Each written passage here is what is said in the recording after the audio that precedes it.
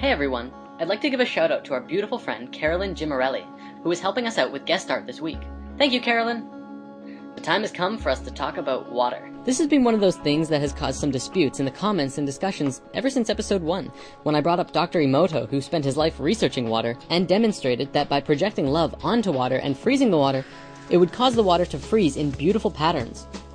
Projecting negatively onto water caused the water to form like this, and that's a pretty dramatic difference. Emoto has tried this with many different energies and emotions. This is Beethoven, Bach, and Mozart. This is heavy metal, and this is hate. Now, the common argument from the skeptical perspective is that there was a triple-blind study on Emoto's research, and several times they didn't see nearly the same results that Emoto did. Does this mean Emoto is a lying, crazy Japanese guy? Not necessarily. He seems like a pretty level-headed guy. Could it mean that the people who did the triple-blind studies didn't understand what Emoto understood about water? Well, I feel like this may be more of a possibility, but this is what we're going to discuss today. Now, let's objectively look at water for a second. What do we really know about it scientifically?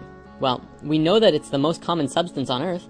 We also know that every living species of life on Earth comes from water, and needs water to grow. This includes crystals too, by the way. We know that the human body is roughly 75 to 90% water, and that's quite a bit. Not just humans though, it's prevalent in all life. Without water, life could not exist on this planet. Science knows that life emerged on Earth from water, and all of our studies of the planet shows that life must have originated with water, and slowly evolved outwards, growing and flowing and forming new life, but water was that original substance that it started in. They often call this the primordial soup. Water is the only element in existence that can exist in 3 states: solid, liquid, and gas. Because of that, it's pretty much everywhere.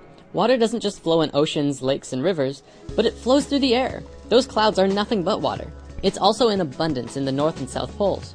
What else do we know about water? Well, it's the only element that expands when it freezes, and contracts when it heats. Every other element on the planet does the opposite, which science today cannot explain. Scientists have also discovered that water is capable of creating an immense amount of pressure, either through freezing the water, or even in life. In a seed, for example, it reaches 400 atmospheres of pressure at the point of germination. This is why a plant shoot can break through asphalt with ease. Why does water have the highest surface tension of all liquids? Why is it that it's the most powerful solvent on Earth? And why is water able to rise against gravity through the trunks of giant trees against thousands of atmospheres of pressure? Want to know the truth? The truth is that there are a lot of unanswered questions about water and what it is, that we have absolutely no logical conclusive answers to. This is an absolutely beautiful thing, because admitting that we know nothing allows us to open up to learn new things about what it is that we want to know. In this situation, water. That's exactly what many scientists around the world have started doing, and it's led to some miraculous revelations. The following clips are from a secret documentary I found about water floating around on the depths of YouTube. It keeps being taken down. I wonder why. As it records information, water acquires new properties, yet its chemical composition remains unchanged. So their theory was the chemical composition of the water is important. Now the sensational news is that that is nonsense. The structure of water is much more important than the chemical composition. The structure of water means how its molecules are organized. We can see how water molecules join together into groups. These are called clusters. Scientists came up with the idea that these clusters work as memory cells of a certain sort, in which water recalls the whole history of its relationship with the world as if on magnetic tape. People don't think when you turn on the light, the water is changing. When you turn on the electric field from the power lines, the water may change. So that is the direction of research. Water, of course, remains water, but its structure, like a nervous system, reacts to any irritation. Modern instruments have made it possible to record the fact that within each of water's memory cells, there are 440,000 information panels, each of which is responsible for its own type of interaction with the environment.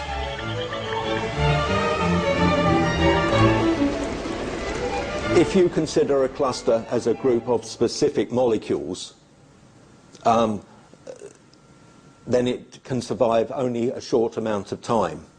But if you consider it as a structure whereby molecules can leave and other molecules come in, the cluster can last effectively for a very long time. The stability of the cluster structures confirmed the hypothesis that water is capable of recording and storing information. It may be the single most malleable computer, it's like a computer memory. It's the memory of information. We must know how it is arranged. It is like the alphabet. If I give you the alphabet, you don't know a word, you don't know a letter, you don't know a sentence. So the molecular structure is the alphabet of water. And you must make a sentence out of water, and you can change a sentence. See, it's not just Emoto who's doing research on water, but many scientists, especially a lot of Russian scientists too, are hammering out amazing water discoveries every day.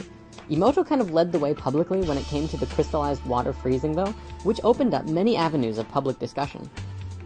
Now that we've looked at the light side of things, it's time to take a look at the darkness. Remember, everything is energy and all energy can be transmuted from light to dark, or vice versa. This is how water flows naturally in nature. Doesn't that look happy? Water flows in curves wherever it needs to go. However, water makes a different trip when it goes into our homes. It goes like this. Lots and lots and lots of right angle turns and hard edges. If you've read the Emerald Tablets, you might remember Thoth describing in Tablet 8 the story of how he existed in the realm of curves, and it was amazing, but then he ventured into the realm of angles and was chased down by demons. Now, the story itself, I feel, cannot truly be comprehended from our current level of consciousness, but yet it has a striking connection to how we damage our water through our technology. This doesn't flow, it's not healthy. The natural structure of water is broken apart with every turn. On an even greater scale, it is known that most cities work on a closed-loop system. This means that the water we use is continually recycled over and over. The water passes through aggressive chemical purification and powerful filters. Then, the water returns to our homes, still remembering the chemicals and violence it was subjected to. Even worse than that, though, is the informational pollution that the water accumulates as the water flows down miles of long pipes through thousands and thousands of homes and apartments. We are polluting our water spiritually, and it's happening on a huge scale. The water adopts all of the stress, fear, and anger in our lives. By the time it gets to our bodies, it is not in very good shape at all, and it's not benefiting us by drinking it. Now, I realize that that's pretty dark, but the most important thing to remember is that everything is energy, and all energy can be transmuted. So let's talk about that. What are some practical solutions for both cleansing our own water and getting cleaner and healthier, happier water into our bodies? First, I believe that this is another one of those many uses of orgonite. If we throw orgonite into our sewers or just keep them near the pipes in our houses, that will begin to drastically alter and begin a positive transmutation of the negative energy in the water into something more fantastic. Second, make yourself some spirit water. Since we discussed spirit water in crystals part 2, many individuals have written in to tell how they are no longer drinking coffee in the morning because they are putting crystals in their water before they go to bed and having a healthy, fresh glass of charged and vitalized water before their day instead. By bringing that healthy energy into your being, you're able to use that frequency and make yourself healthier and think clearer, and bring more high frequency and happiness into your life and all those around you, which in turn will spread more love.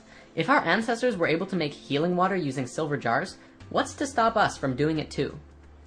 Third, I think it would be amazing to do a weekly water meditation. Every Sunday, I'm going to go into meditation and put my intention and focus on healing and rejuvenating the water of the planet. It doesn't have to be at a synchronized time, we'll just say at some point on Sundays. You can work on transmuting the water in your body, or in the water flowing through your house, or for the whole planet. It's up to you, and every meditation will count, because you're setting your intention and projecting your consciousness that which you desire. And finally, be grateful for the water you drink. Here's another clip I'd like to show you. Dr. Emoto has conducted another interesting experiment. He placed rice into 3 glass beakers and covered it with water. And then every day for a month, he said, "Thank you" to one beaker, "You're an idiot" to the second, and the third one he completely ignored.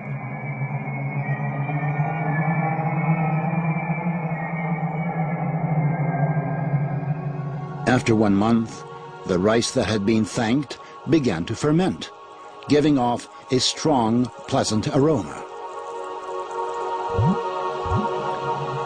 The rice in the second beaker turned black. And the rice that was ignored began to rot. Dr. Emoto thinks that this experiment provides an important lesson, especially with regard to how we treat children. We should take care of them, give them attention, and converse with them. Indifference does the greatest harm. Tell some dreamy story, but almost practice. Water creates so many structures that life cannot exist without. Water forms the DNA helix. Water also forms the structures of proteins. Our bodies cannot work without water. Every seed, every embryo begins in water. It is the surrounding water in the embryo that gives life and brings the nutrition that is necessary to facilitate growth in that life. Our Earth is a giant container of water from which every form of life arose. Every living thing is essentially a container of water. Just like a piece of art that has not yet been sculpted by an artist in a clump of clay, within the water contains every infinite possibility for life within it. Water brought to life a pre-existing conception of life, but for any life to begin, there first must have been an impulse.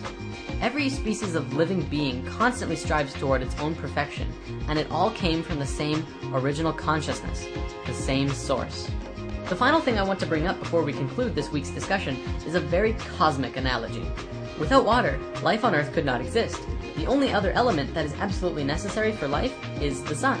Without the sun, we could not have life, and in a poetic and beautiful way, this is the cosmic father and mother of life on Earth. Think about it. In biological reproduction, you need a man and a woman.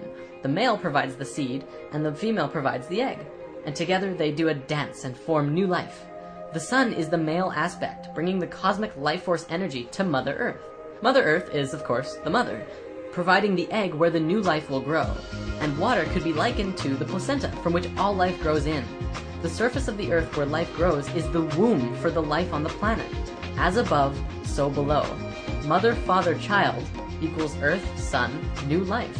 And that's us, as well as all of the animals and wildlife and crystals and everything living on this planet.